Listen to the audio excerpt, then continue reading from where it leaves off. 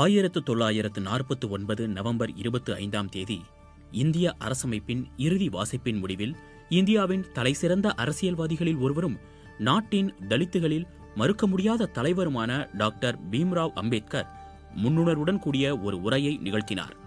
1950ஆம் ஆண்டு ஜனவரி 26ஆம் தேதி நாம் முரண்பாடான ஒரு வாழ்க்கையில் நுழையப் போகிறோம்.